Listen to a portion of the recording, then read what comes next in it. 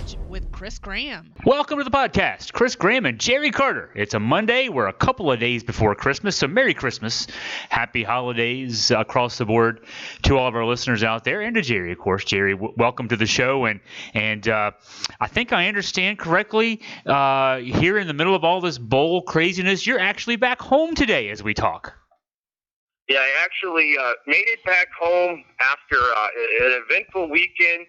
And Chris, before we get too deep into my little mini adventure there, I wanted to give you an opportunity to tell us a little bit about what took place for your weekend. I know you had the basketball game on Sunday, but you actually had something else for Saturday. Can you tell me a little bit about that? Yeah. Got to go Saturday over to Charlottesville for a celebration of life service for test majors. Really nice event put on at St. Anne's Belfield, her alma mater. And boy, a lot of folks there, a lot of students, both current students, past students who knew Tess, and a lot of family members of all those folks. And over 1,000 people were at the school. An event held in the gym on Saturday afternoon, and we were Crystal and I were honored to have been invited to be there. Some of my words that I'd written about Tess in the last couple of weeks were actually quoted in the service, which was nice. And then even nicer was I think I've mentioned on the podcast here as we've talked about Tess. And for those who haven't caught up on that news, Tess was an intern of ours this past spring, April and May of this year, 2019, who was murdered in New York. She was just a freshman at Barnard College up in New York City. She was murdered back a couple of weeks ago.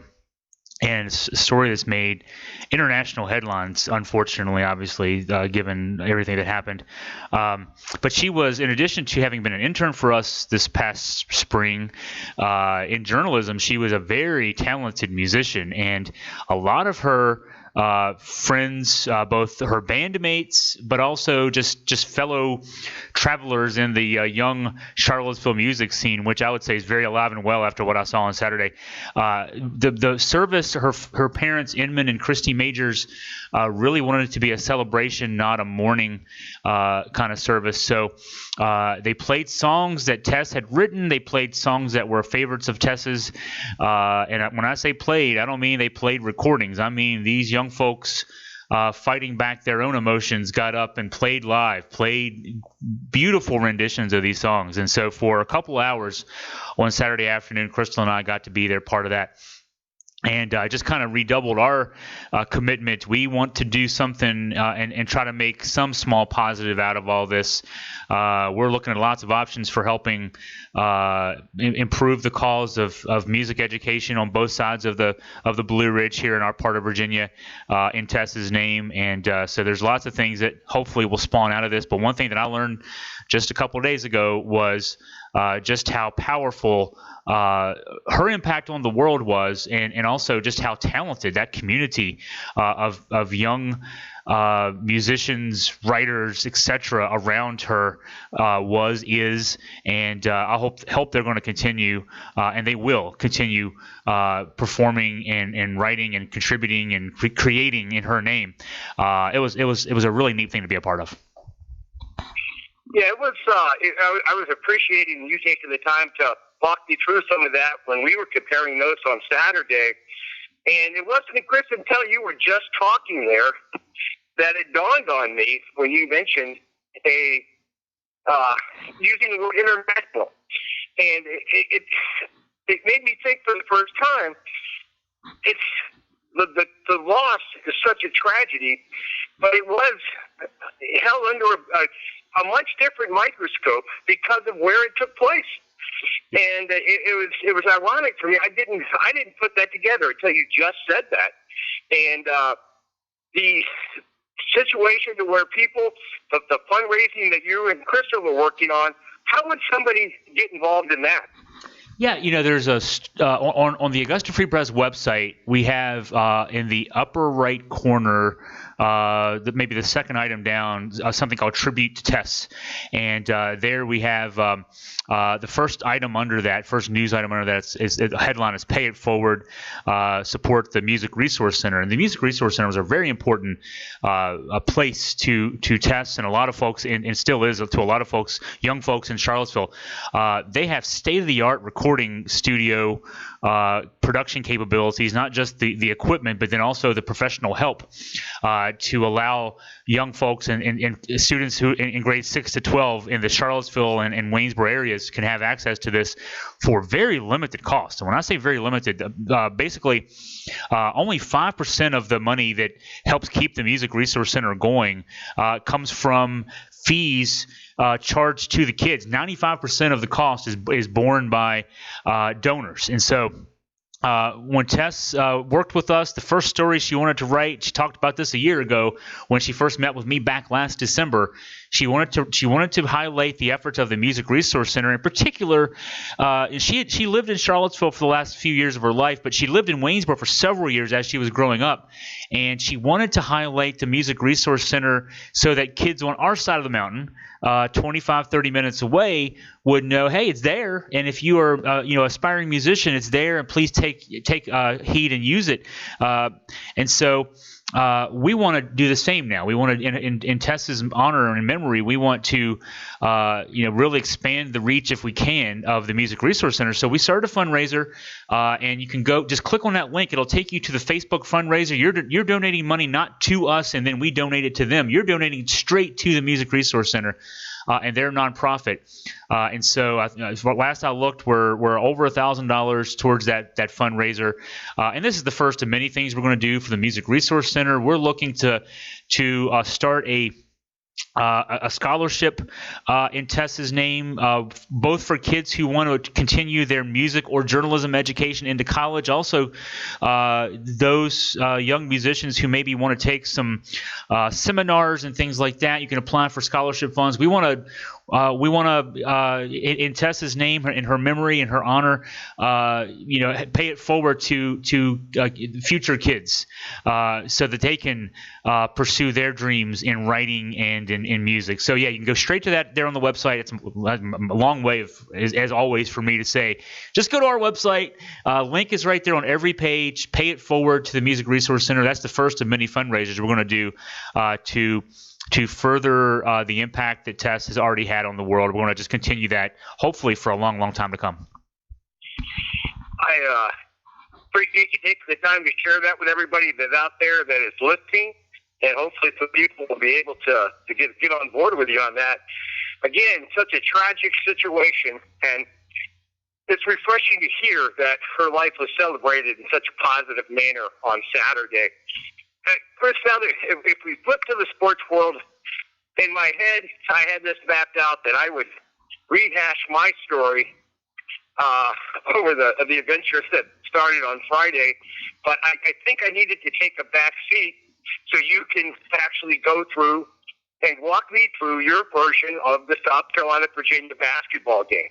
I'll give you the brief anecdote for me.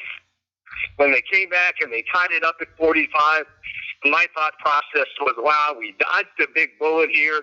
The home crowd is going to kick in. Everything's going to be good. And for everybody out there that is listening, chances are you know how it turned out. So how did that play out through your eyes, whether you want to tell me it from a fan standpoint or from a journalistic standpoint? I thought when Virginia made that run, 16-3 run over about a 5.5-minute stretch of the second half to turn a 13-point deficit into a tie ball game, I still wasn't convinced that that was the way the game was going to go from there on out. I mean, part of my mind, whenever I'm watching a game, especially a game that it can be tight. I'm trying to think of an equivalent game from the recent past that it feels like, and that one started feeling like last December's VCU game. Virginia and VCU played a really good competitive game December of last year. A VCU team that eventually made the NCAA tournament as an 8 seed, lost in the first round to Central Florida, but a pretty good VCU team.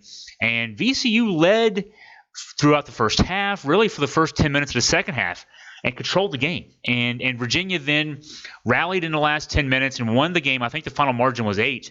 And so for a while there, I'm telling myself, hey, this kind of feels like the VCU game of last year. And then I would remind myself, well, part of that was Ty Jerome, Kyle Guy, DeAndre Hunter were part of the mix last year. We don't have those guys this year.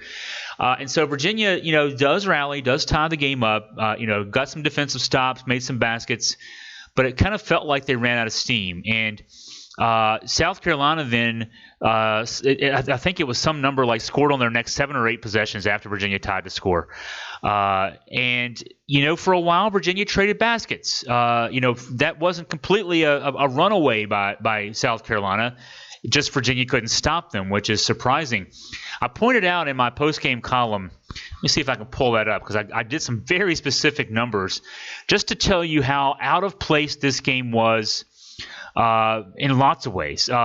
South Carolina came into the game. It's not like this is a good South Carolina team. They had just beaten Clemson about a week ago, their last game before this one. So they'd won on the road against Clemson. Man, now my internet went away for some reason there. They had won just about a week ago, and actually by 13 points at Clemson. So the South Carolina team had come in. We talked about how they'd lost to Boston University. They had a couple of ugly losses early in their schedule, but they hadn't been really fully healthy until the last couple of weeks. And now that they're fully healthy, they're looking pretty good. But when you look at the numbers from yesterday, South Carolina scored 70 points in that game on 60 possessions in the game. So it was a pace that Virginia would want. And when you look at what South Carolina was able to do from a scoring perspective, they had come in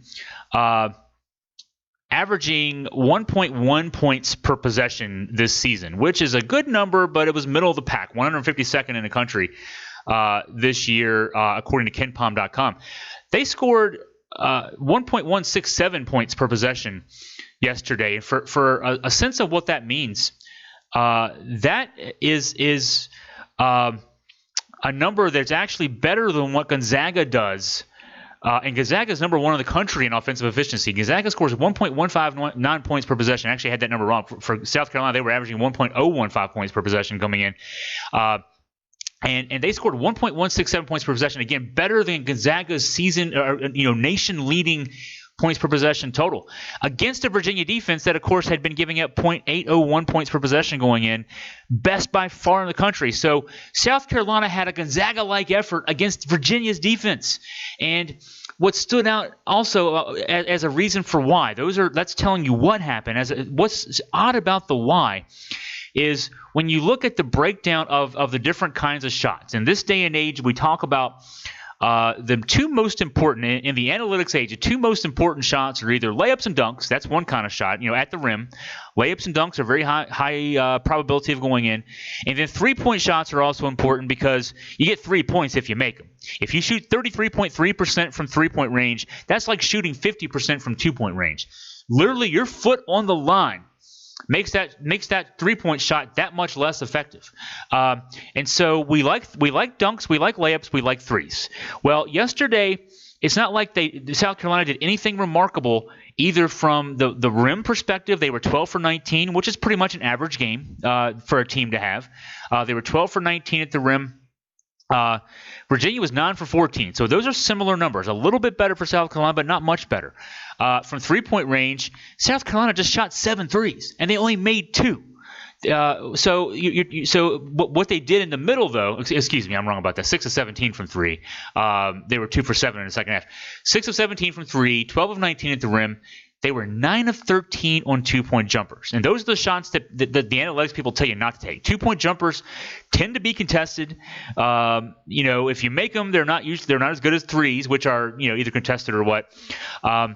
For perspective, that's 69.2%. They're a 38% team from 2-point jumpers this year, I should say, South Carolina. If they make their normal rate of 2-point jumpers, they lose this game. So I guess what I'm telling you a little bit is they made some tough shots. They had hands in their face. They made some shots that they don't normally make. Virginia kind of had an average offensive game. I mean, this was a game that, we'll often tell ourselves, no matter what sport we watch, especially baseball or basketball, though, in baseball, you'll have line drives hit right at guys, and you'll say, well, that's okay, because eventually over the course of the season, he'll have some little 50-foot rollers down the third baseline that'll turn into base hits, and that'll make up for that line drive right at the left fielder. Or in a basketball game, a guy makes a three at the buzzer, banks it in with a hand in his face, and so that's okay. He'll miss a couple wide open threes to make up for that. Well, over the course of the season, those things do even out. Yesterday in Charlottesville, they didn't even out. South Carolina made some tough shots, and they won the game. So I know, and I've done my part to make a lot out of Virginia's offensive woes, continuing. But yesterday was a little bit just of an anomaly. South Carolina making tough shots, and give them credit, they made them. And they'll probably go out here pretty soon and miss a bunch of those shots and lose to somebody they shouldn't lose to. But they made the shots yesterday, won the game. Chris, the first question that I have, and we were talking in the preseason, we were talking about the fact that college basketball was just going to be incredibly balanced this year. You mentioned Gonzaga there. They just got named number one. First time in college basketball history that 6 different teams have been number one before the first of the year.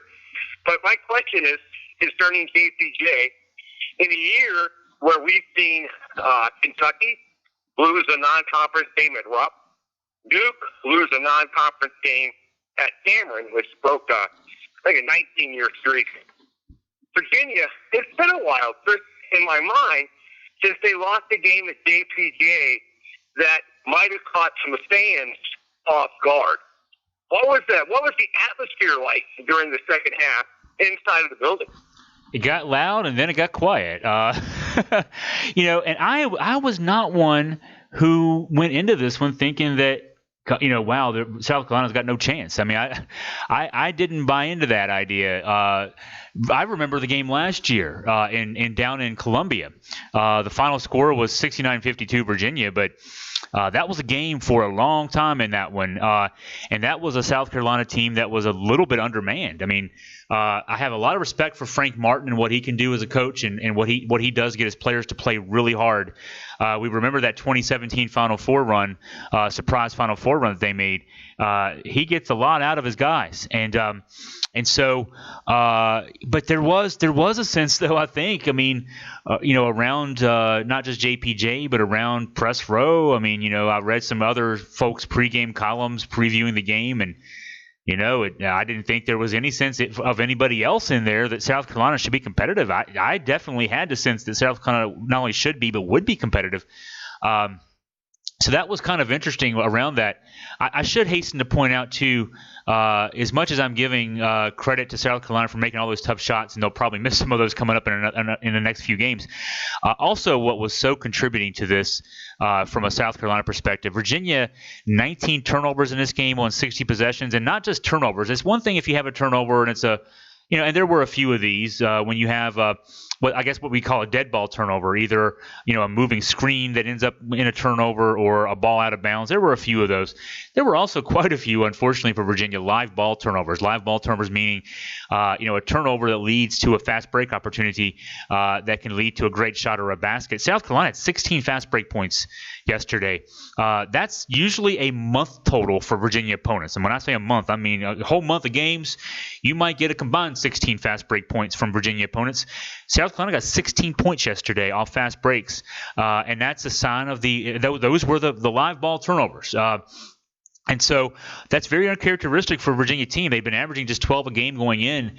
And so 19 turnovers, 16 fast break points, and a bunch of hard jumpers made. I mean, those are the two main factors, the hard jumpers and the turnovers leading to fast break opportunities. Those are two huge factors, obviously. Those are significant parts of the game, but very uncharacteristic for Virginia in a game to both give up a bunch of really hard contested jump shots and all those opportunities on live ball turnovers. So, it's a lot to clean up. And I think what that says, despite the fact that folks maybe in the arena on press row thought that South Carolina didn't deserve to be in the gym with them, you got to play your A game. And if you don't play your A game against a Power 5 team like South Carolina, they're going to make you pay. And then Virginia is wearing a different kind of bullseye this year. Anytime you get to go in the locker room before the game and tell your kids you're playing the defending national champions, there's a chance to amp it up a little bit.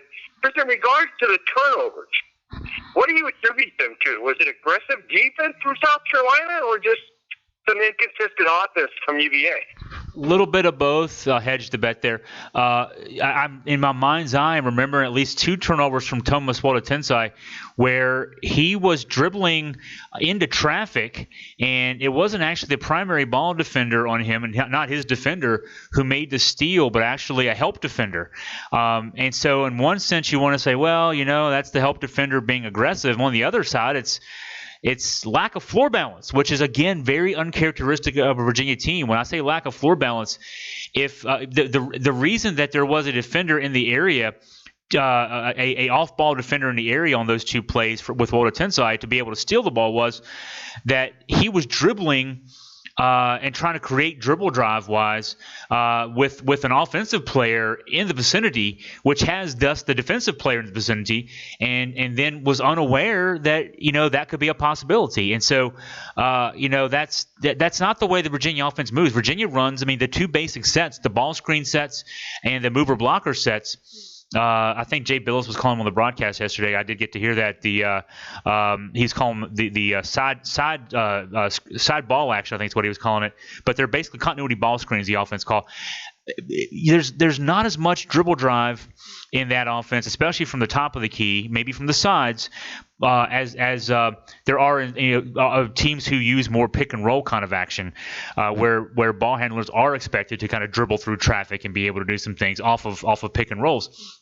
The screening action in Virginia's offense is off ball. There is that the ball screen even is oriented towards a big, generally at the 3-point circle either side of top of the key, basically doing a dribble handoff and then screening and rolling off that. And so it's not your traditional pick and roll. And so that was Wotatensai just not running the offense right.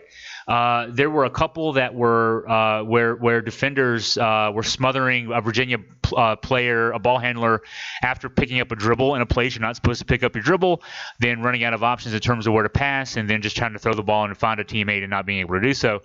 And so, I think the bigger story here, Jerry, and I wrote about this morning actually as part of my lengthy post-game wrap. I did a post-game post last night and then another one this morning after I kind of let it all settle in my head.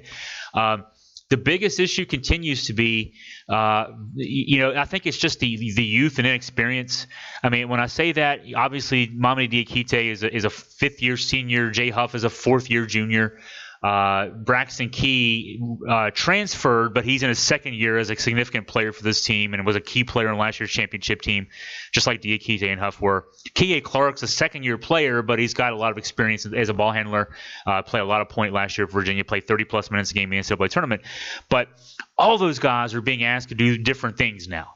And then you've got new guys. You've got Cody Statman, who played very limited minutes last year, and very, very few of those minutes were rotation minutes in key games. Most of his action was in mop-up duty. Wotatensai was in JUCO ball last year. Casey Morsell was in high school ball last year. And so you've got new guys who are integrating themselves into roles. You've got guys who've been around but are playing new roles. Mamadi Diakite last year scored 7 points a game. He's now the leading scorer for this team at 21 yesterday. K.A. Clark was a guard for this team last year, played a lot of point, but he had Ty Jerome, who's in the NBA as a point guard, as the primary ball handler. And so now Kihei's got to be the guy to bring the ball up the court and also initiate the offense. And so he's doing some different things. And I think as a result, you're 11 games in, but you're still figuring where guys need to fit in. Kihei had 7 turnovers yesterday. I noted in that column that I wrote today that what seems to be happening is this Virginia offense is still kind of struggling to figure out, all right, who's going to take the shot? Last year we had 3 guys who would take the shot. We had 3 alphas, and you've had in the past, you've had Joe Harris, you've had Malcolm Brogdon, Anthony Gill on those teams was a guy who would take big shots when needed. And now you're still figuring out who's going to take the shot. Diakite is willing to take the shot. But this is the first time really that you've got a guy who is your leading guy, who's also a post guy. Post guys are easier to take the ball out of their hands. Post guys, you can double the post. You can. It's hard for a post guy to create off the dribble, and you're kind of seeing that now. So as a result, it puts more pressure on Kihei Clark to create late in the shot clock. One number I noted, there's a website, hoopsmath.com, that breaks down the game in different analytical ways, and one that I found that was very telling today. Last year, the Virginia team, in what Hoops Math defines as late shot clock situations, 5 seconds or less in the shot clock, Virginia had an effective field goal percentage on shots in the last 5 seconds of a shot clock, effective field goal percentage of 47.9%.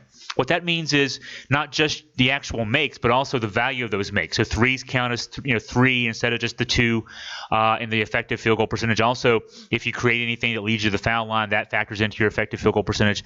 So 47.9% last year in the last 5 seconds of the shot clock. This year, 33.9%. So a lot less effective when the shot clock's running down. You're getting a lot less baskets made off of assist. It's about a 7% discrepancy this year from last year. So you got more guys creating shots off the dribble. You got less guys sort of stepping up when you need them to and making the big shots. It's still a work in progress. 11 games in, we still have a lot to figure out about this UVA team. Well, my next question, listening to you're talking about all of the adjustments that are getting made. The next game in between now and getting back into the ACC play in a big way is the matchup with Navy. So for the fans, Chris, that are out there that are listening that are thinking, oh no, how about we calm them all down and tell them what's Tony going to do between now and the Navy game to get this thing heading in the direction it should be? Navy as an opponent is a 6-4 team. The KenPom.com has Navy ranked 261st in the country. So, from that perspective, it should be a nice bounce back kind of game. But you're not going to fix the problems on offense that's a week away. It's next Sunday basically. You're not going to fix the problems between now and then. And honestly, the problems probably don't get fixed for a while. I mean, you're working on them all along. But you've got these guys just have to kind of figure it out, and as much as you can work on individual skill work and practice, and then teamwork and scrimmages, and when you run your sets and practice kind of situations, it really just it's got to flow during a game. I thought what we saw in the second half of the game with North Carolina, 32 points in that second half. I thought that was a step in the right direction, and we've kind of regressed since then. The first few minutes of the game, the win over Stony Brook, the offense was really purring, and then it slowed down again. And South Carolina, obviously, there were stretches where it worked, and then long stretches where it didn't. The easy thing to say, here's what needs to happen, and the hard thing is making it happen. But what needs to happen is you need to have those guards. You need to have Thomas Wodatensai. You need Cody Statman. You need Casey Morsell to knock down shots. After the game, Mamadi Diakite actually, I kind of chided him for putting a positive spin on it, but maybe this is the right approach. Scott German and I and Jerry Ratcliffe, we sit together on press row, and we note a lot during games. Hey, they don't even take shots they're supposed to take. That's the weird thing. Like, it's not that they're missing shots as much as they're just not even taking the shots, And what we have to say about, I guess we can say this about any team's offensive approach, but we know Virginia's really well. If you get an open look and you're a guard, you've got to shoot the shot. If you don't shoot the shot, you're telling the defenders to sag off you. And in Virginia's case this year, the best players are post players. Mamadi Diakite, J. Huff, Braxton Key. And if you're one of those guards and you're open for a three and they don't think you're going to make the shot, they're going to just pack it in on Diakite, take away your pass option, and then it leads to those late shot clock situations where we're not getting good shots off, unlike how we did last year. So I mean, it's as simple as those guys need to take those shots and then make those shots. Well, yesterday Diakite said, hey, for the first time, we really saw those guys taking those shots. They didn't make a lot of those shots, but they took them. Those three guys combined were 5 for 14 from the field. But just the fact that in their head, even though they weren't making them at a great clip, maybe just the fact that they're taking them means they're getting more confident about that. I know this from the low levels of basketball in my background. The worst thing you can be when you're on the floor on offense is not confident. Obviously confidence doesn't mean you're going to make every shot, but if you're not confident, you're not going to even take shots, and when you do, you're going to miss them because you're afraid to miss almost more than you are working towards the make. And so maybe there is something there. Maybe Mamadi said that right, and I'm wrong to chide him for saying, man, you're putting a spin on things here. But they took the shots yesterday. They made 5 of 14. But the things aren't going to work. The emotion offense only works. Motion offense where it's big screening for perimeter guys, and the screens are supposed to get people open. If the defenders don't think you can make the shot if you're open off the screen, they're not going to respect. They're not going to respect that, and things bog down, and we've seen it bog down all season long. Virginia's not scored more than 65 in a game yet this year. I think that there are guys out there who can make shots.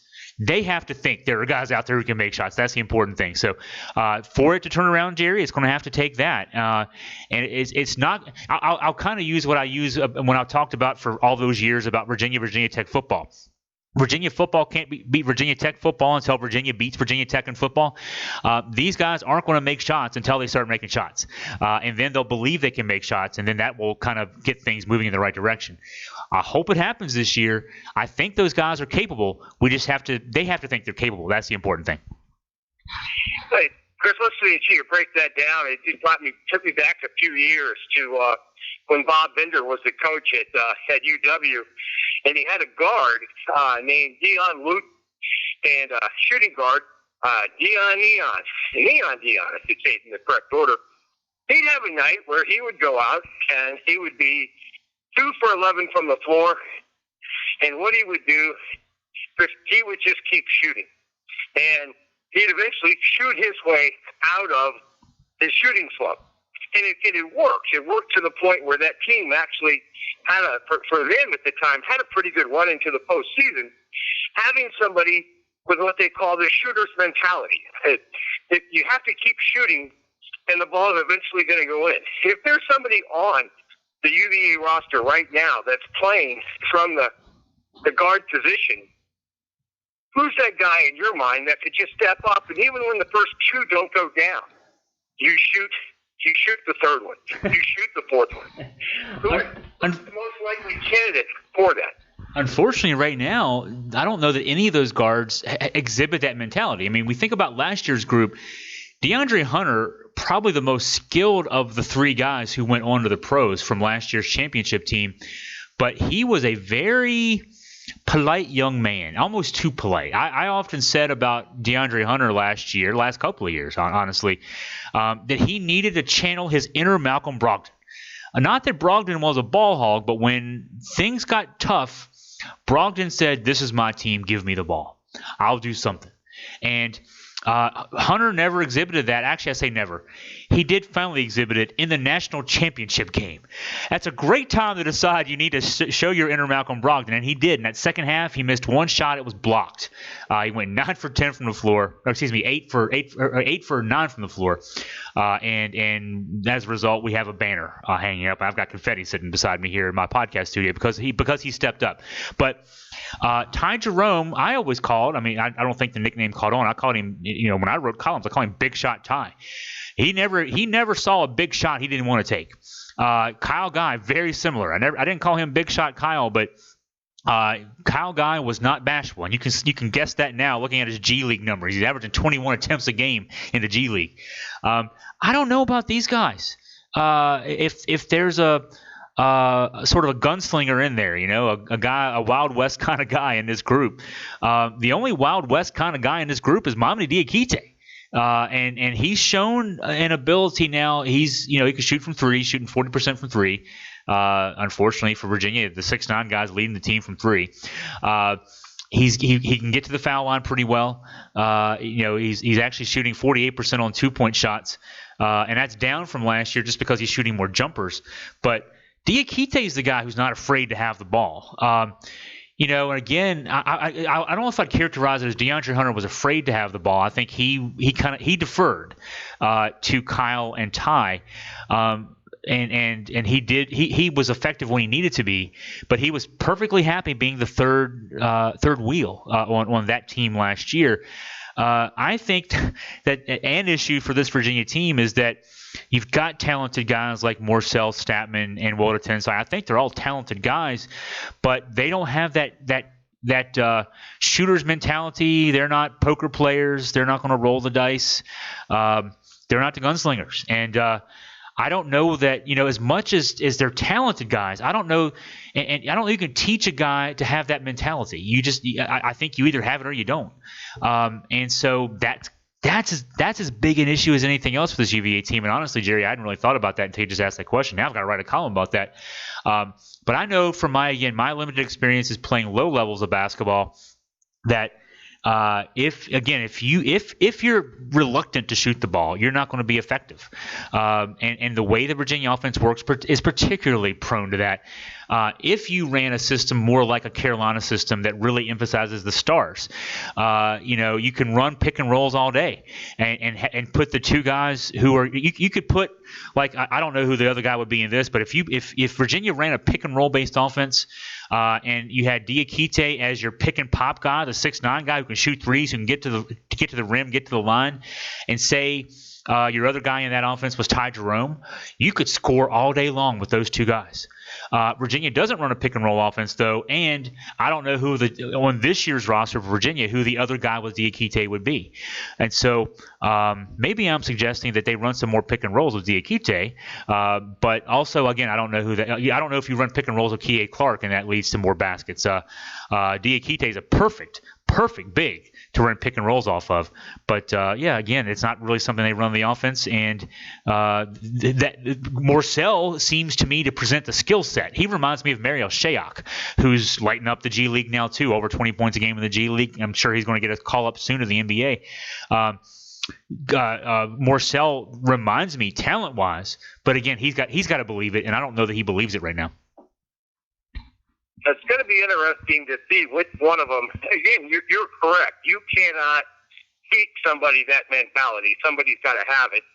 And you keep telling yourself each night that they play, well, if somebody just comes out there and hits the first couple, the ball's going to start rolling. The ball's going to start falling. What is that? The old saying, you lose. I'm trying to find the correct words, but basically, you can't win the lottery if you don't buy a ticket. You can't start hitting shots if you're not willing to shoot them. So it'll be interesting going forward. That's something I'll keep an eye on. It's just shots attempted, not so much the shots made, not so much the shooting percentage. But if you're going to be out there, and again, you're absolutely correct, UVA's strength is in the front court to a point, Chris, in my mind, it hasn't been that front court dominant since Ralph's days. Your studs are inside. Somebody is going to have to be able to figure out how to pull the pressure off the post by hitting some jump shots. You mentioned the Navy game. I don't know if you've put the Navy thinking cap on yet. They're not the team South Carolina is, but what thoughts do you have about the Navy game and about it being a bounce back game? Yeah, it lends itself well to being a bounce back game. This team, let's see, looking at their numbers, they lost a game in overtime to George Mason. George Mason's 10-1, but somewhat weak 10-1, but they are 10-1. So Navy, lost to them in overtime in the opener. They beat a South Carolina team early this season. They've lost to Liberty in a relatively tight game. Liberty, as we know, is 14-0. So Liberty is 57 right now in the Ken Pom power rankings. That's a pretty good number for a mid-major. But Since that Liberty game, which was back on November 19th, Navy has not played anybody ranked higher than 256 in the Ken Palm ranking. So they've not played any opponents of note. They're not going to be ready for the level of play going into this one. Looking at their roster real quick, a pretty small team. They don't shoot the three particularly well. In fact, their leading three-point shooter is at 38.5% on a limited number of three-point attempts. So, it's not the kind of matchup that should put any fear into you. You schedule this one just like you scheduled the game coming back from the first exam break, that Stony Brook game. You schedule yourself something nice. No offense to Navy at all, but nice and relatively easy to get back in the swing of things, and then to get you ready for the ACC play. Virginia starts with the Virginia Tech matchup at home on January 4th. But that said, I mean, it's an opportunity for Virginia to hopefully, and for Virginia fans, get some offensive improvements, make some shots, get the guys confident. But we're 11 games in, and I've been waiting for 11 games to see some improved confidence. We're not seeing confidence out of those guys. And as a result, when I noted this in the column I wrote today, when those guys aren't confident, it feels like to me, when I say this, and it's the UMBC game playing over and over and over, not the fact that was a 20-point loss, but what really stood out to me about the way that UMBC game played a couple of years ago was how UMBC took Virginia completely out of its offense by just basically fighting through the screens and sticking with those guys coming off the screens. And so even the initial pass that, envisioning a Virginia offensive set, your point guard brings the ball up the floor, the point guard's in the center of the floor 30 feet away, and there's two guys on either side of the floor, the guards running off screens by bigs, and the point guard's choosing which one to throw to as the first pass to start the offense off. Really what's happening a lot, because you're getting no respect for the ability of the guards to do anything. They're just switching off those and taking away the pass. And so it makes it even hard for Kie Clark as the point guard on most sets to even get a first pass off.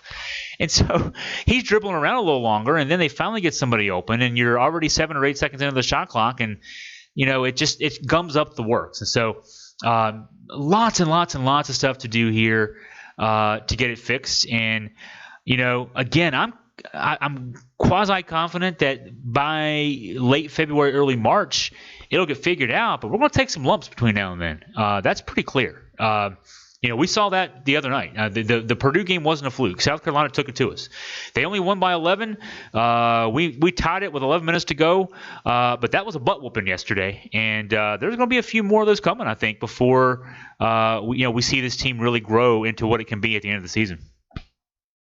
Well, Chris, the reassuring thing in that last thought is most of the country's in it with you.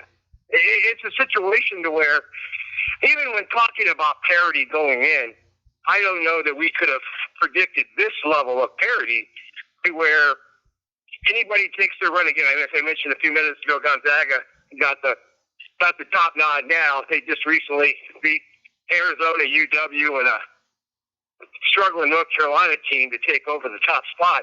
So I don't think there's anybody out there that resembles a juggernaut in any way, shape, or form. It's not like the past where you had Kentucky's undefeated team up till the Final Four. You had a UNLV type team.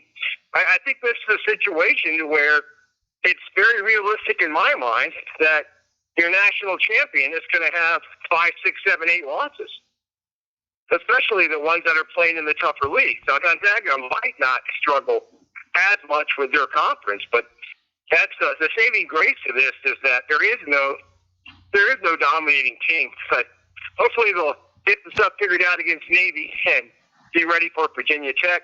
Hey, switching gears to Broncos side of the campus, what's new in the football world as we get ready for the trip to Miami?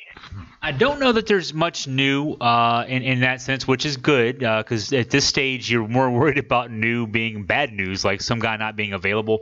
I don't know that there's anything of that nature. I do, the focus now is if I have this right, the final practice on grounds was held, and now they're they're getting ready for the next phase, which is bowl week, because we're a week out now.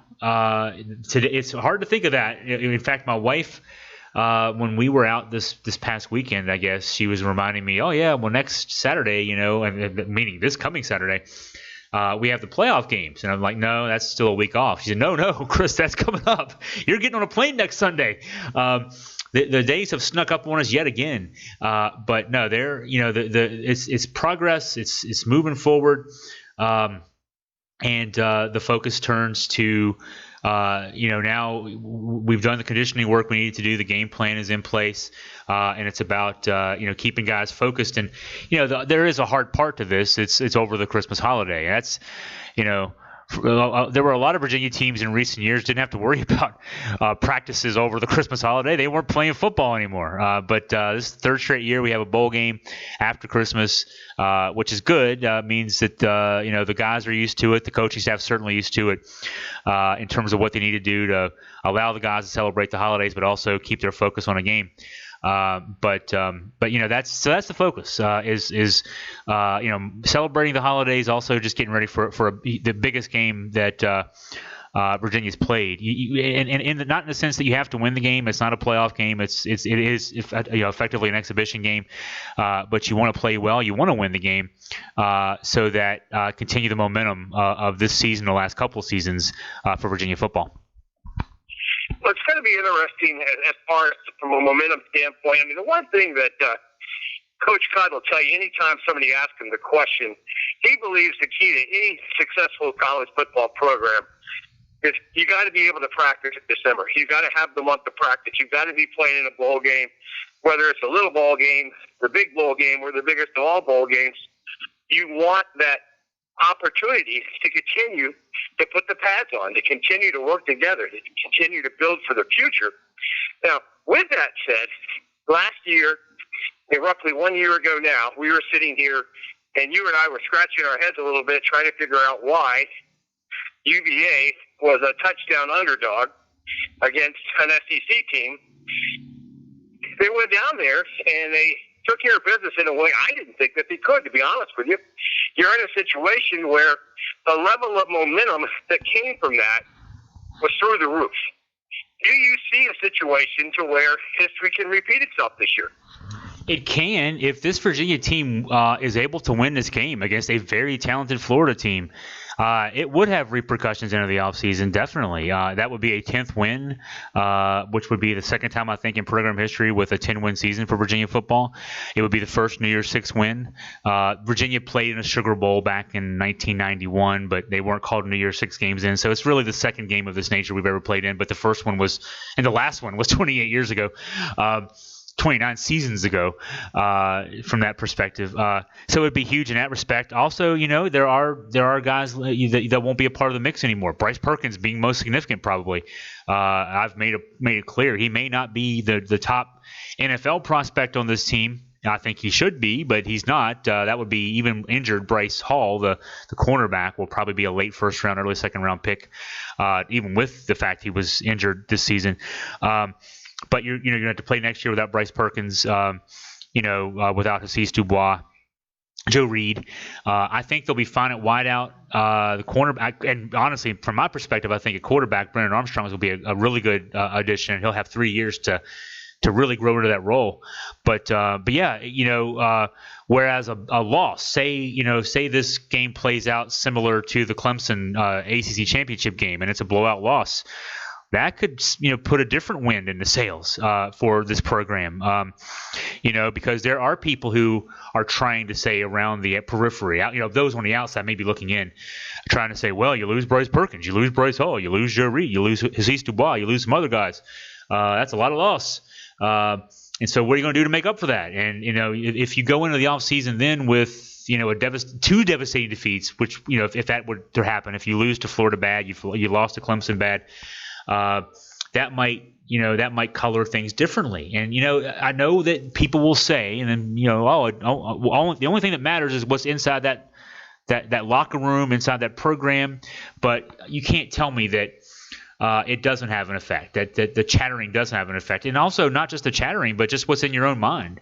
There's 100 kids in that locker room, and will be, getting ready for the next 8 months for practice starting in late July. So in the next 7.5 months, getting ready for practice in late July, who need motivation to run more laps, to run more sprints, to lift more weights, and to get better, study their techniques, study game plan, study film. And I just, it's human nature that if you have a positive mindset when you start that's going to make you more productive throughout that process than if you had a negative mindset. And so I think that in that context, this is very important. This game is important. Win or lose, show well. I mean, you want to win the game. I don't think there's any question about that. But play well and be in this game. Give yourself a chance to win, and I think that can be positive. But if you go out there and lay an egg, it could be very negative for the next several months. Going back just a few years to when Duke had their improbable 10-2 run through the ACC, they had the pleasure of playing the last great Florida State team, and then went to a bowl game up against Johnny Manziel and Texas A&M. And again, they didn't hang on to the win at Texas A&M. They were actually up, flirting with 20 points. But again, you're correct. Showing up, being competitive, giving it your best shot. And Florida has an offense, but they don't have Clemson's offense. And we got to see in the Clemson game, as one-sided as it wasn't that Virginia couldn't move the ball. It was a situation to where I thought they moved it up and down against Clemson in a manner that nobody had this year. So it's going to be interesting. I'm looking forward to actually getting to watch that one. And I did want to add one college football note while we're there. Chris, Saturday night in Las Vegas, Chris Peterson won his farewell game. And I know that Chris Peterson on the East Coast is not as big of a name, even though he had the incredible run at Boise State and a pretty amazing run at UW. But here's something I learned after the game Saturday night. For the years that Chris Peterson coached, he has the top winning percentage of all college coaches. He slightly edged out Dabo Swinney and Nick Saban for the top spot. So that was in between his run at Boise State and his run at UW. I just wanted to say kudos to Chris. And the headline out here was a great one. It said, for Pete's sake, as Peterson was coaching his last game. And I'm not sure if we'll ever see him again or not, but kudos to the man who did it the right way, did it at two places. And his kids actually got together and played a heck of a ball game against, actually, ironically, I guess, his first school, Boise State. Yeah, I did want to sneak a question in for you, though, because we talk a little bit back and forth about fans and what somebody has the right to do when they buy a ticket.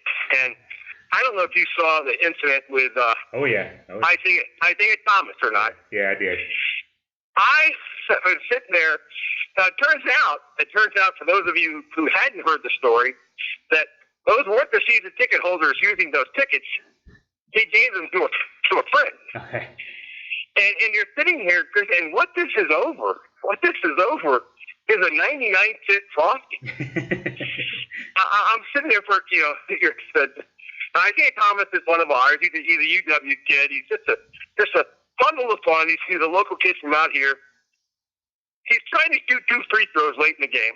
And if you have an opponent miss 2 consecutive free throws, you get a 99-cent Frosty.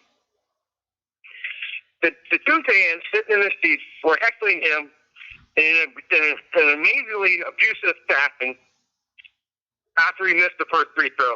So Isaiah Thomas actually comes off the court, goes in the stands, and without causing a huge scene, speaks his mind to the 2 people that tell him, hey, this isn't cool what you're doing here. This is not cool. Now, the NBA ended up having to suspend him for 2 games because they have a cut dry rule. If you go into the stands, you're getting suspended. But from that standpoint, kudos to the team. They banned the 2 guys for a year, and they also revoked the season ticket holder who actually gave up his tickets for his friends to use. So you're sitting here, and this is just the latest one in a long string of really bizarre things, and that's without us even getting involved in the international soccer scene, which is just, it produces one of these in seemingly every match. Yeah. So what was your take as you were reading what happened with Isaiah Thomas and the fans in the game? The one I feel worse about is the season ticket holder. I'm a season ticket holder for the Nationals next year. We can't possibly go to all those games. We're going to be giving our tickets away to the low-life likes of Scott German and Jeff Fife. And I just know they're going to say something, get me in trouble next year. So, Scott, Jeff, if you're listening, keep this in mind. I don't want to lose my season tickets next year. So just be nice. And I'm kidding there. They are low lives, but they'll have enough sense. They'll have enough sense not to say anything bad to get me in trouble. I love those guys. And I thought about this too. This year, for the first time I remember, JPJ. There's been a similar type promotion in the second half of a game. If an opponent misses 2 free throws, the students in the student section get a gift certificate for free bacon, and I didn't realize this, and maybe it only started the Carolina home game, this December 8th, when I can't think of the Carolina free throw shooter missed the first free throw.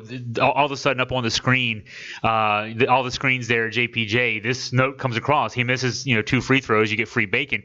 That place got loud. I mean, it was louder than I've ever heard JPJ loud.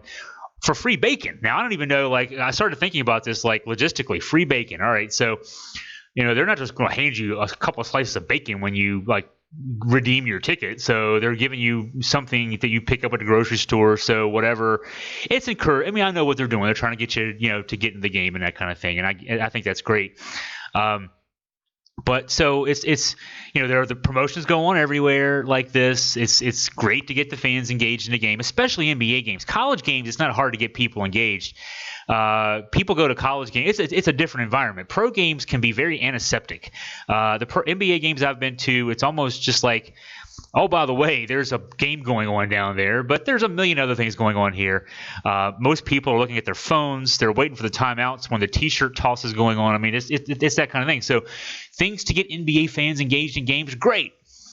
But yeah, I mean, obviously going over the line here, fans, I mean, I've heard it. I mean, it's not been recent. This is a trend that dates back to my early days in sports journalism, when there'd be times I'd get a credential to shoot photos, and I'm not a photographer, but I'd sit on photo row at a basketball game, and the most vile things you can imagine being said to people were said by those people in those seats, closest to the floor, and I felt bad for everybody involved. I felt bad for the people who said the words. I couldn't believe they'd say, people would say things like that in public, and then of course for the targets of the abuse, and it's not gotten any better. I think it's gotten worse. And, I hear from so many people who don't like to attend games anymore because it's that rough at games. And so, that said, Isaiah Thomas, he doesn't seem to know he's in the wrong, but he needs to know he's in the wrong. Because even though his intentions were pure, and I'm on his side, somebody's got to tell these kind of people that you can't be jerks like that. Nobody else seemed to be stepping up, so Isaiah Thomas decided to be that guy. The problem there being, if he even having good intentions, the best of intentions, you do that, and you're putting a lot of people at risk. I mean, that malice at the palace. Nobody wants to see that replayed again. So. And nobody wants American sports, as vile as it can be, to turn anything into anything resembling European soccer, and what some of the worst atrocities we've seen there. So I feel bad for Thomas that he got suspended. I don't feel bad for the 2 jerks who don't get to go to games for a year. I also just feel bad though for the season ticket holder, and I plead again. Jeff and Scott, when I give you my tickets next year, don't do that. Just especially Scott and Jeff both. They're both passionate guys. But I want to go to some Nats games after that. So, but yeah, it's tough. It's tough, Jerry, because you feel bad for a lot of folks in this, except for those 2 guys. Well, it's interesting. I remember earlier in the year we were talking about UVA trying to decide what to do with the good old song by the fact that I don't understand, Chris, what someone's mindset is when they go to a sporting event. What does buying the tickets entitle you to? I think there's now again. I have no problem with them suspending Isaiah. Just again, as Kiki Vandeweghe, who was actually just saying, "Hey, the rule's the rule." No issue there, but I just have to question when somebody buys a ticket to a sporting event. You mentioned that you have season tickets to the Nats games. As a fan, what does that entitle you to? It entitles you to get to go in the stadium, and then from there, what's within your rights to do as a fan? Well, a lot of fans, unfortunately, and I say a lot, and I think I probably am talking about a greater percentage of fans than any of us listening to this will be comfortable with, think that entitles them to curse and abuse everybody around them. I mean, that's what you see in a lot of cases. I think from my experience, I'm not usually a fan much at college games. I'm usually in the press box for UVA games, basketball, football particularly, or I'm in the broadcast booth for games, including baseball and soccer. But I do know that from it's been a few years, but I've been in the stands for college football games, and it's terrible. Those times dating back 20 years as a photographer on Photography Row at basketball games, it's terrible. And then my experience is that actually baseball is the least of the sports that I've encountered where it's abusive. And I say that, now having had the experience of attending several playoff games and World Series games in the past year, at least at Nats games. I can't speak for any other venues, but at Nats games it was actually pretty positive. I mean, people were yelling at the umpires, but it wasn't – even that wasn't – I mean, I thought people were justified to be yelling at umpires in a World Series a couple times, but it didn't get to any level where it was uncomfortable. But, my wife's experiences at UVA football games this year were terrible. She talked about every game she went to there were multiple people in the section she sat in that were doing the not gay chant after UVA scores. And then when people would call them out for that, doubling down and telling them that they have a right to say bad things about, the words, F word or Q word or whatever word you want to say. I know, and she's talked about, she's talked about that every game this year, and that's unfortunate. My sister-in-law, who's an athletics trainer at a high school in the region here, she's also a University of Miami graduate. She was a football trainer at Miami, and so when Miami plays locally, she goes to those games. She takes her kids with her. I've not heard her not say yet that either going to a Virginia or Virginia Tech game that she doesn't come home and having been exposed to hours of curse and abuse from either Tech fans or UVA fans for merely wearing her Miami colors and her kids wearing the Miami colors that they're supporting their mom's team. So, people will yell at a mom and kids. It's unfortunate. It's sad. And I don't know what you can do about it. And so you asked me, what do I think my right is? My right is to here's what I do when I go to a game. I get those Nats season tickets. Man, I get there early. I'm watching batting practice. I'm getting a drink or two. I'm getting food. There's several food places, and I can't go to every one of them every game because if I did, I'd weigh 500 pounds. So I pick and choose my favorite food places each game and try to kind of, there's one place in particular that has this. It's a pork barbecue meal that I'm a big pork barbecue fan. So pork nacho kind of thing that I just devour, and then I have to go run a marathon the next day to run the calories off. But I'm looking for those places, and I'm sitting in my seats. I'm eating some kettle corn, and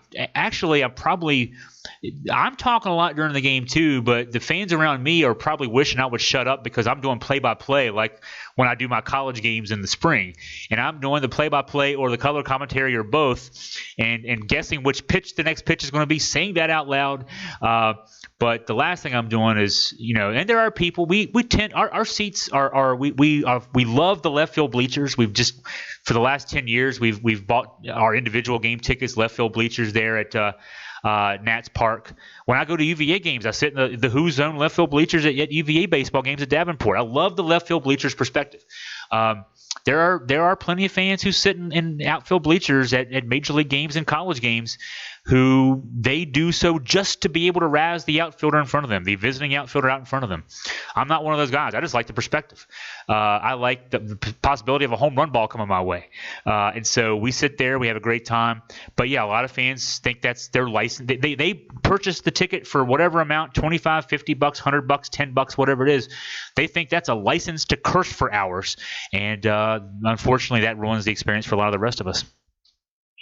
Yeah, you said that really well, and I appreciate you saying it, because it's just, I'm one of those people. I've had some fun this past weekend. I'm going to have fun the next couple of weeks, and then I'm just at a point where I'm ready to officially retire from going out in public and watching sporting events, because it's gotten away from us, and you're right. I don't know how you can fix it. Yeah. I don't. I saw obviously the Russell Westbrook scenario last year.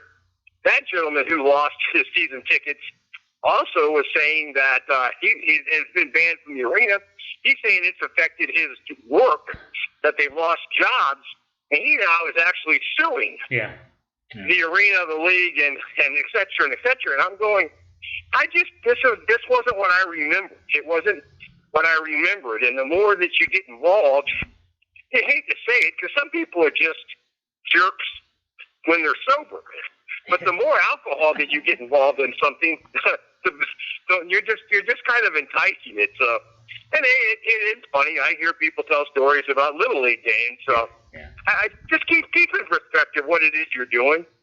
You're there to cheer for your team, and maybe if you want to boo somebody or boo the official, I'm not sure that it's a fixable item, other than trying to make examples of some people. But it's saddening for me. It's got to the point where it used to be that was a great joy of mine, was to be able to go someplace and give up a few bucks and sit and enjoy something in the atmosphere.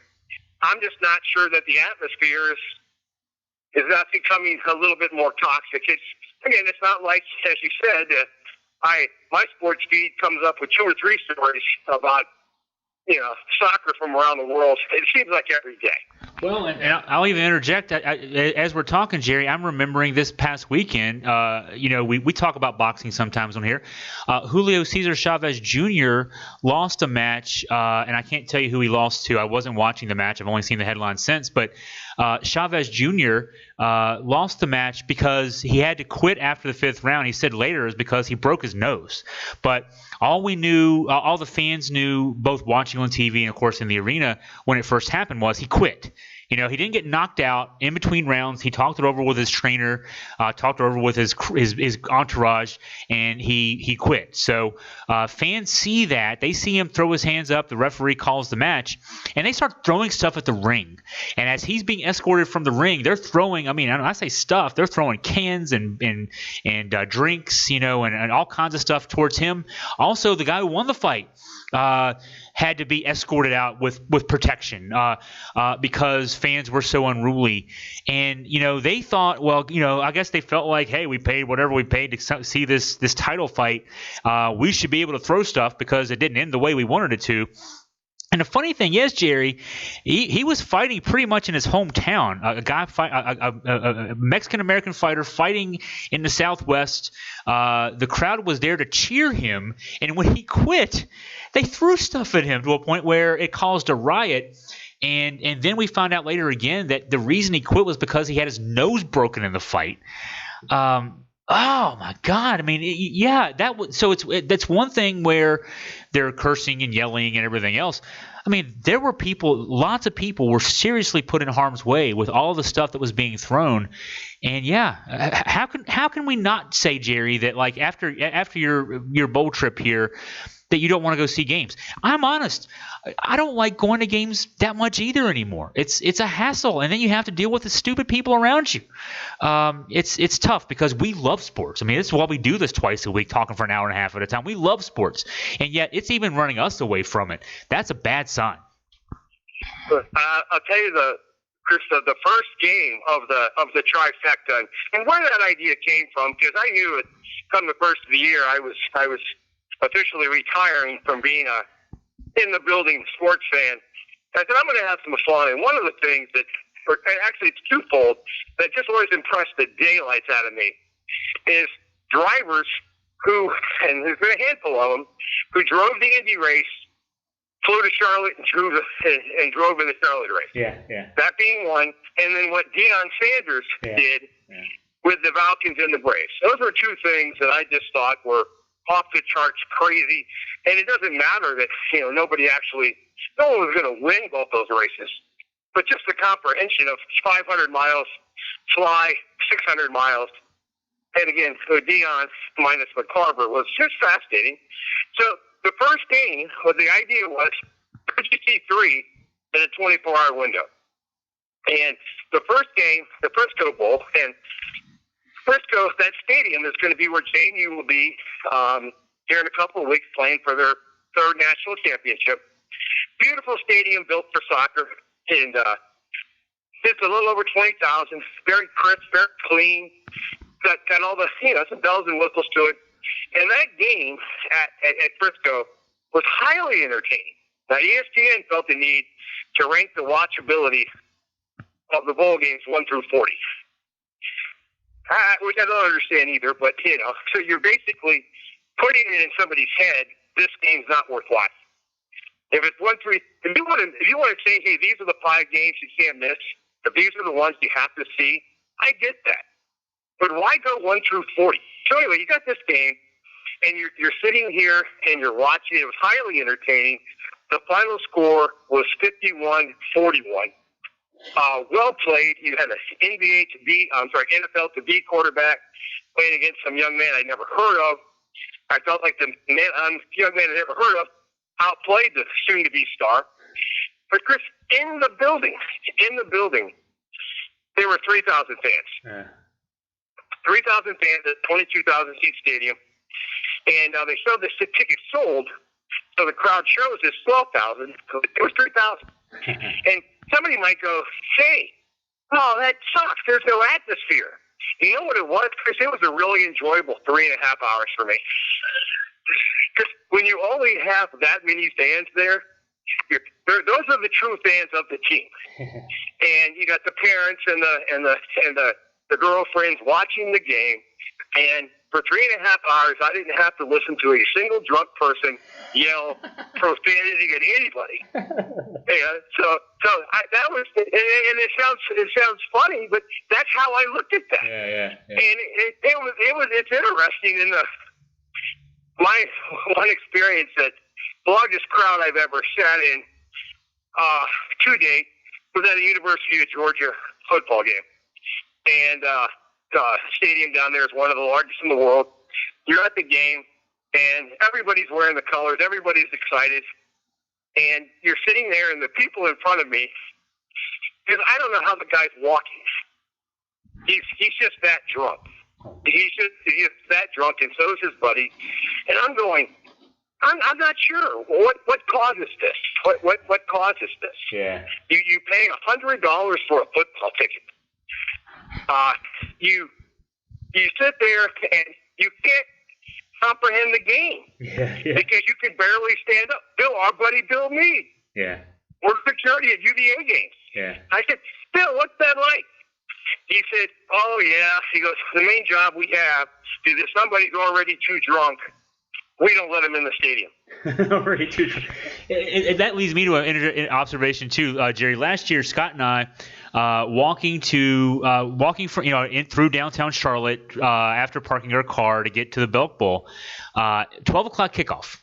So we're not often walking. At UVA games, there's tailgating going on, but it's not like it is. I mean, okay, Virginia folks don't tailgate like SEC folks. Well, for the Virginia folks listening to me right now, pay attention when you're down in Miami Gardens next week. You can either learn some lessons or maybe learn some negative lessons. Don't do it the way they do. But man, oh man, that was, there were a lot of South Carolina folks having a great time at 9 a.m. And Scott says to me, because Scott's not a drinker at all, and he says, Chris, why would anybody be drinking beer at 9 a.m? And I'm saying, well, I guess it's their tailgate. They want to tailgate. But it's 9 a.m. And so, yeah, I totally get that, Jerry. And Scott's right there with you.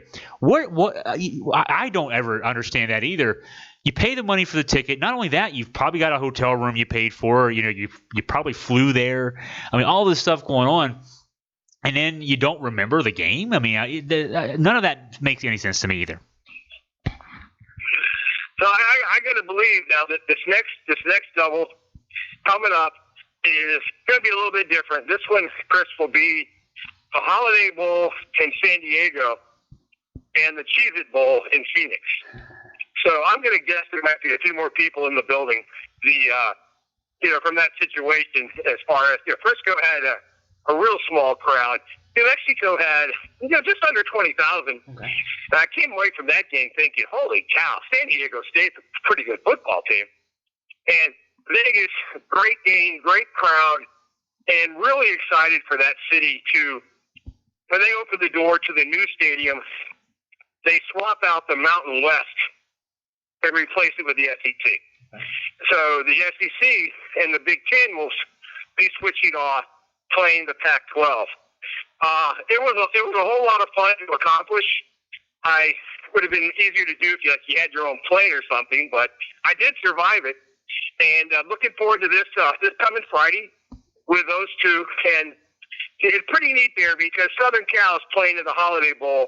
And being born in Southern California, USC, back in the heyday, first college team I ever followed, didn't get a chance for the first time to see them in the bowl game. And then, the time, short flight over to Phoenix, you're in a situation where that's a twofer there.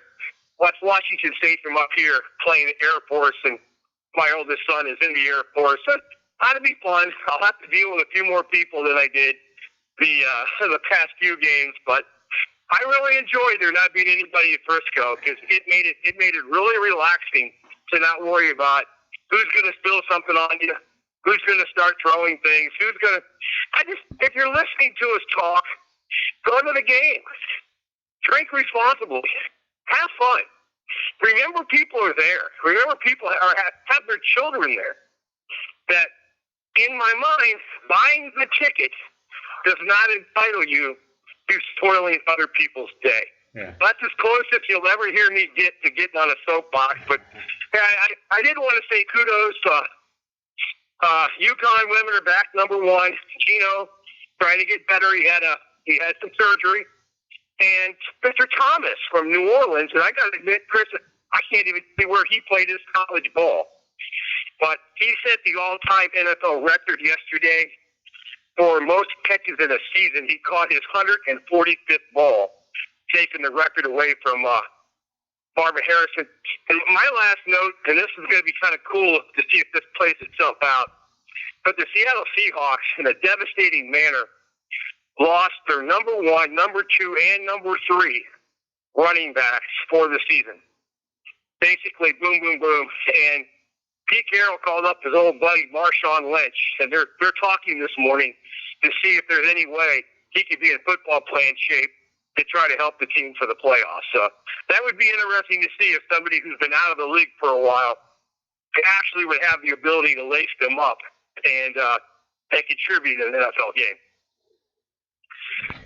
Oh, yeah. Gosh, I heard that news today, Jerry, about Marshawn Lynch, and my first thought was he's kept himself in shape to be part of that discussion because we know the skill is somewhere in the body, but it's as important that it's able to be brought out, especially we're so late. We're talking about, we're coming into the last, stretch of the regular season, playoffs coming up soon. And so That would be remarkable if he had just, on his own. And we're in middle of December now, late December at this stage, as we're just a couple of days from Christmas, that he would have kept himself in shape to be even part of a conversation. That itself is a surprise to me. And then you got to start wondering. That tells you perhaps how desperate the situation is, not just from Seattle in general, but also the lack of running backs with a pulse who are available more generally across the NFL. So, that's watching that story develop over the next few days will be very interesting to watch. Yeah, two quick ones I want to get your take on, and that'll be it for my end. Joe Burrow, I guess, was so impressive in his Heisman speech that his hometown and high school were getting all sorts of donations from the speech, and they have announced that they're going to name the field after him. The second one, I would stick out to me, Ian Kindler. Has been battling injuries towards the end.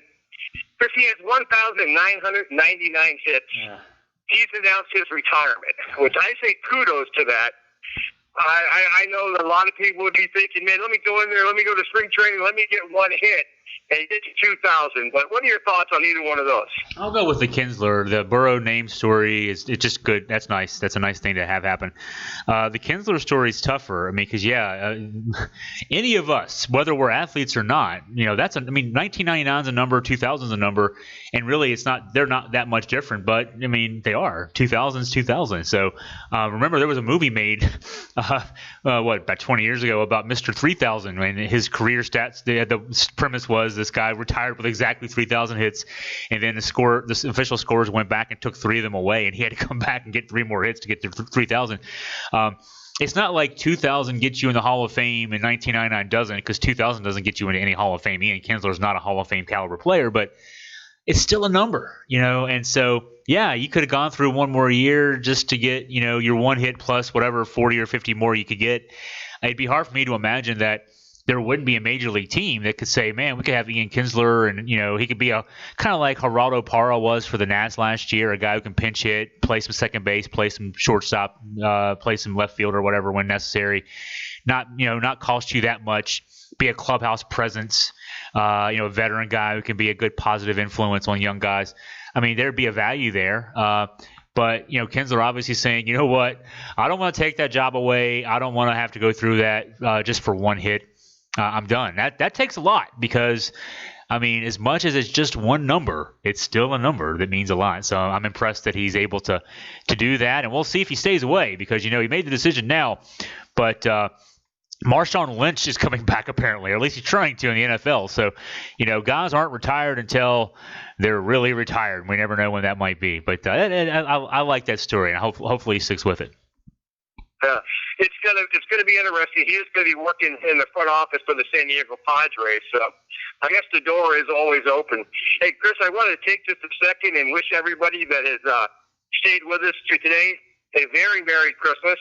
And again, for those of you that are listening and you're gonna go down to Miami with Chris and Scott, have fun, be responsible, and don't get ejected from the stadium. There you go. Yeah, you don't get ejected. That's a long. Well, of course, I would say if you get ejected, you get to you're still in Miami for the night and then the next day, and that's still nice. But happy Hanukkah, Merry Christmas, Happy Kwanzaa. Looking forward to the new year, of course, as well. Jerry and I are going to talk again on Friday, but obviously we're in the middle of Hanukkah now. Started last night, going through December 30th. Christmas is Christmas Eve's tomorrow. Christmas on Wednesday.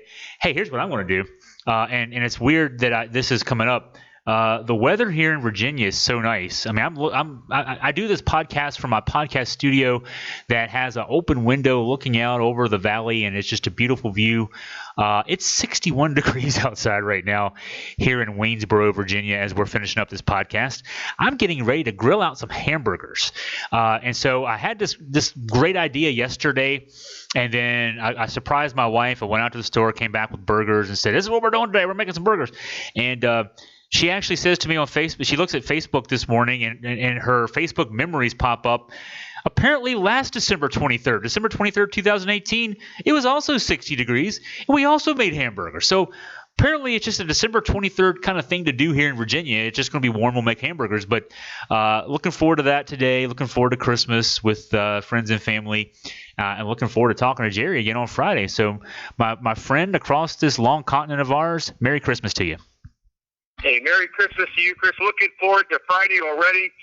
Please tell the missus I said Merry Christmas as well. And also, thank you for including all of the other celebrations involved because you want to make sure everybody feels included in something. So I appreciate you doing that, and I'll look forward to visiting with you on Friday. And to our listeners out there, from Jerry Carter, it's Chris Graham, and we're going to say Merry Christmas, Happy Hanukkah, Happy Kwanzaa, and sign off. Have a great day, everybody.